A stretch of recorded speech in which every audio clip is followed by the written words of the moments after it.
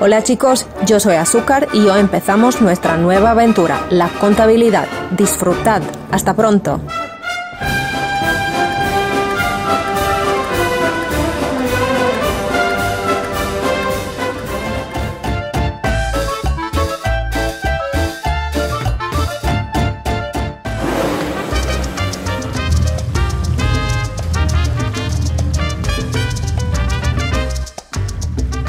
Lijep pozdrav! Danas nastavljamo naše putovanje računovodstvenim krajolicima fokusirajući se na jedan od 3 najvažnija financijska izvještaja, izvještaj o novčanim tokovima. Izvještaj o novčanim tokovima temeljni je financijski izvještaj koji prikazuje izvore pribavljanja i način uporabe novca. Ovim izvještajem prikazani su izvori novca u obliku primitka s jedne strane te njihova upotreba u obliku novčanih izdataka s druge strane. U konačnici, sučeljavanjem primitaka i izdataka utvrđuje se višak raspoloživog novca ili njegov nedostatak, koji se mora nadomjestiti.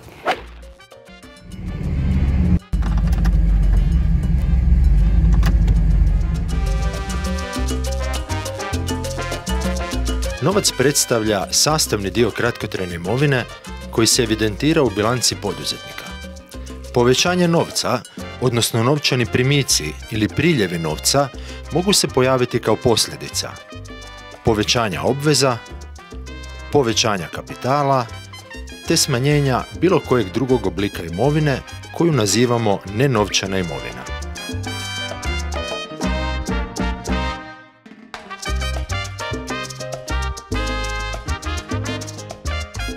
S druge strane, smanjenje novca, odnosno novčani izdaci ili odljevi novca, javljaju se kao posljedica smanjenja obveza, smanjenja kapitala te povećanja nenovčane imovine.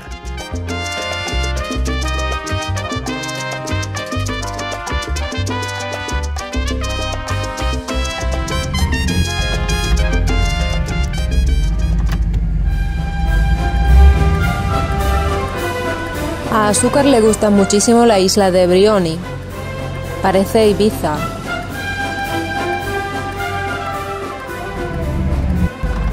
Bog, Ksenija. Bog, Bobi.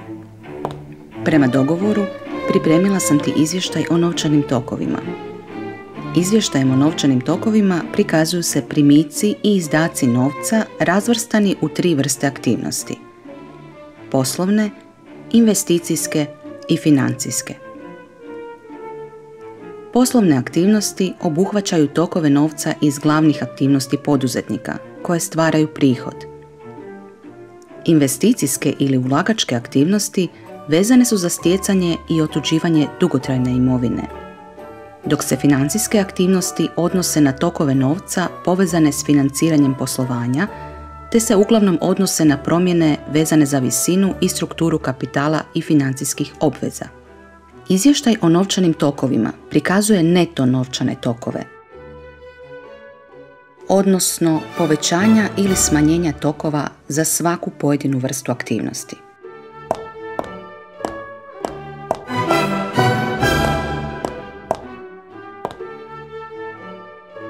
Njime se na kraju utvrđuje ukupan neto novčani tok kao ukupna promjena stanja novca tijekom promatranog razdoblja. U redu. Možeš li mi to dodatno pojasniti?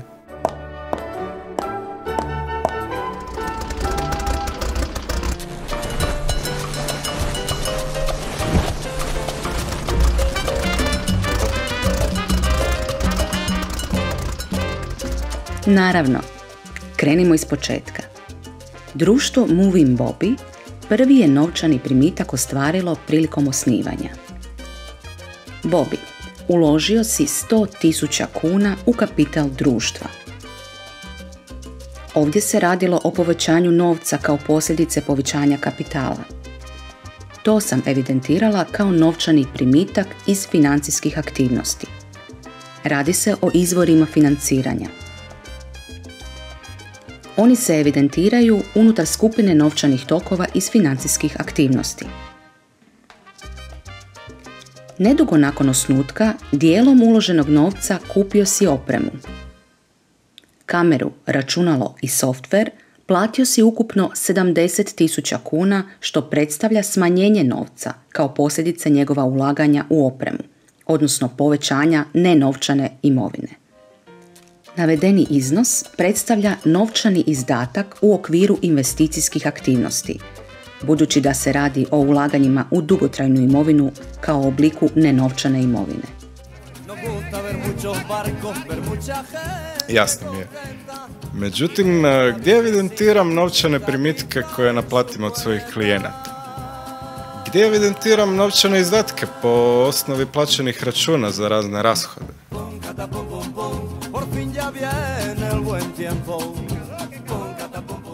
Prva godina poslovanja društva Moving Bobby bila je vrlo uspješna. Društvo je ostvarilo 280.000 kuna prihoda koji su u cijelosti naplaćeni od kupaca. U istom razdoblju imalo je 220.000 kuna rashoda koji su u cijelosti plaćeni i predstavljaju novčane izdatke. Navedeni novčani primici i novčani izdaci evidentiraju se u okviru poslovnih aktivnosti. Razlog tome leži u činjenici što se radi o novčanim tokovima vezanim za poslovne prihode i poslovne rashode koji su nastali zbog obavljanja osnovne djelatnosti društva. Izvještaj o novčanim tokovima društva sada izgleda ovako. Neto novčani tokovi iz poslovnih aktivnosti su pozitivni i iznose 60.000 kuna. Izračunavaju se kao razlika novčanih primitaka u visini od 280.000 kuna i novčanih izdataka u visini od 220.000 kuna. Neto novčani tokovi iz investicijskih aktivnosti su negativni i iznose minus 70.000 kuna. Naime, društvo nije ostvarilo novčane primitke iz investicijskih aktivnosti, dok su novčani izdaci iznosili 70.000 kuna kao rezultat nabave dugotrajne imovine. Neto novčani tokovi iz financijskih aktivnosti su pozitivni i iznose 100.000 kuna. To je posljedica ulaganja navedenog iznosa u kapital društva, što predstavlja novčani primitak, dok u ovoj skupini aktivnosti nije bilo novčanih izdataka.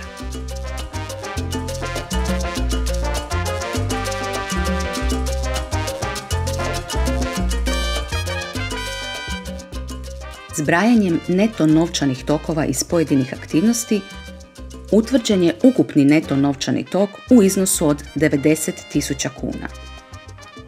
Dakle, 60.000 kuna iz poslovnih aktivnosti umanjimo za negativni novčani tok iz investicijskih aktivnosti u iznosu od 70.000 kuna i uvećamo za pozitivni tok iz financijskih aktivnosti u iznosu od 100.000 kuna. Ukupni neto novčani tok može se izračunati i kao razlika novčanog toka s kraja i početka obračunskog razdoblja. Podsjetimo se na našu bilancu.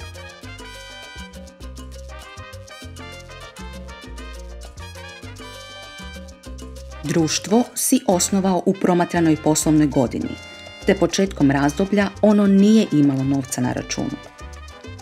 Krajem razdoblja društvo je na računu imalo 90.000 kuna, što je upravo iznos ukupnog neto novčanog toka za promatrano razdoblje.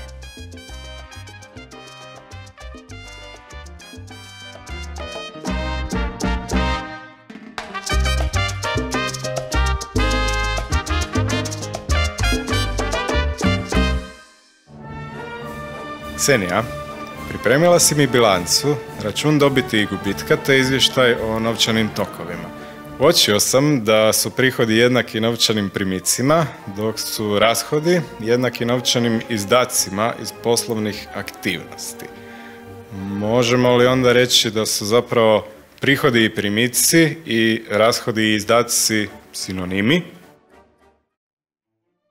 Iako su ove kategorije usko povezane, odgovor je ne. Prihodi i rashodi predstavljaju obračunske kategorije. Primici i izdaci predstavljaju realne ekonomske kategorije, to jest ulaz i izlaz novca iz društva. Većina prihoda i rashoda u pravilu rezultira primicima i izdacima, ali to nije uvijek tako. Primjer toga je rashod amortizacije. Amortizacija je postepeno trošenje dugotrajne materijalne i nematerijalne imovine. Ona se obračunava svake godine i predstavlja rashod u razdoblju u kojem je i nastala. Međutim, novčani izdatak koji je vezan za dugotrajnu imovinu koja se amortizira nastaje u trenutku kada je plaćen iznos za njezinu nabavku. Stoga se u ovom slučaju rashod i izdatak razlikuju. Amortizacija se upravo zbog toga naziva nenovčani rashod.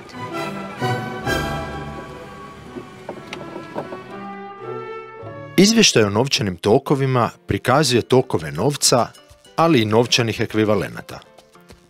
Do sada smo jednostavnosti radi koristili termin novac u širem smislu. On je, uz novac u blagajni i na računima banaka, uključivao i novčane ekvivalente. Ipak, novčani ekvivalenti predstavljaju zasebnu kategoriju. Oni obuhvaćaju kratkotrajna, visoko likvidna ulaganja koja se mogu brzo i bez značajnijeg gubitka konvertirati u novac. Čine ih primjerice ulaganja u državne obveznice i komercijalne zapise kojima se trguje na financijskim tržištima.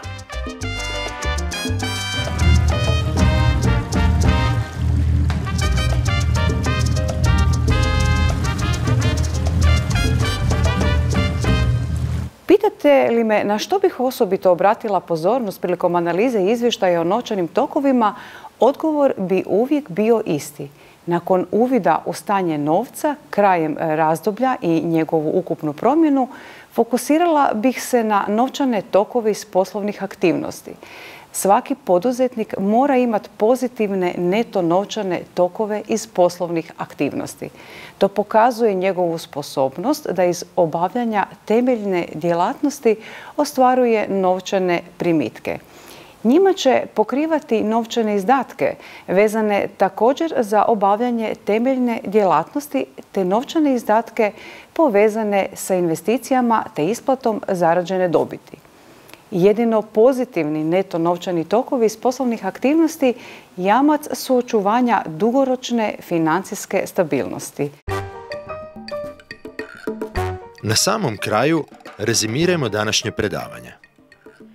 Izvještaj o novčanom toku u odnos stavlja novčane primitke i novčane izdatke te utvrđuje neto novčani tok, to jest promjene novca i novčanih ekvivalenata za određeno obračunsko razdoblje.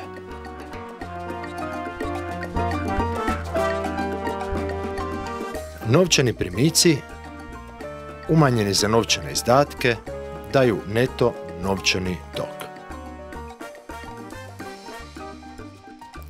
Aktivnosti u okviru novčanog toka dijelimo na poslovne, investicijske i financijske.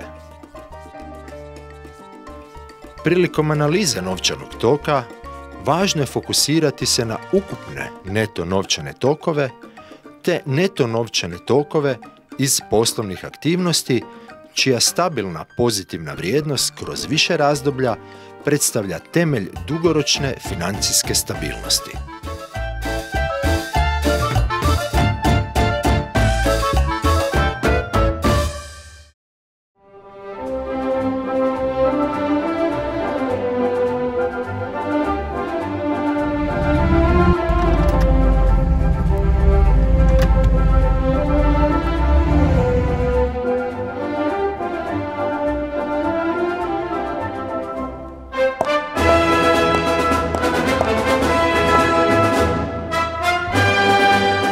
A Azúcar le gusta muchísimo la isla de Brioni. Parece Ibiza.